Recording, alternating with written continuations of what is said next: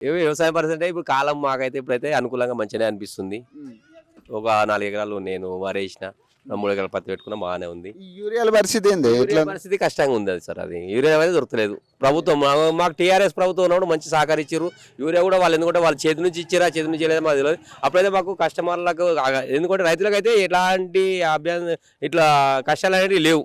కష్టం అనేది ఇప్పుడు ఇది ఎందుకంటే మన కాంగ్రెస్ ప్రభుత్వం వచ్చినా కానీ మాకు రైతులకు అనేది చాలా ఇబ్బంది అవుతుంది. ఏదో కొత్త ప్రభుత్వం మార్పు అని చెప్పి తీసుకొచ్చారు కదా, అంటే ప్రజా పరిపాలన అంటున్నారు కదా, మరి ఏంది పరిస్థితి ఎట్లా ఉంది? ముందు చెప్పినారు అన్నీ మేము చేస్తాము, మీరు మాకు ఓటేయండి, మాకు గెలిపియండి, చేస్తాము అని అన్నారు. కానీ మాది కూడా ఎప్పుడు వాస్తవానికి మేము టీఆర్ఎస్నే దానికి మద్దతు ఇచ్చినాము, అదే గెలిపించుకున్నాము, వాళ్ళే మాకు సహకరించారు సార్. వాస్తవానికి చెప్పాలంటే ఈ కాంగ్రెస్ ప్రభుత్వం అయితే చాలా దారుణమైన పరిస్థితి అది మాకైతే.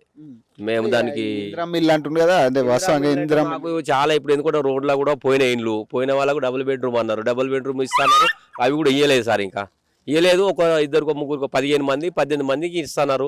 అది ఒక ముగ్గురికి నలుగురికి వచ్చినాయి. వాస్తవానికి వేరే వాళ్ళకైతే లేరు. అన్ని కూలగొట్టుకొని వాళ్ళు కిరాయిలకే ఉంటున్నారు.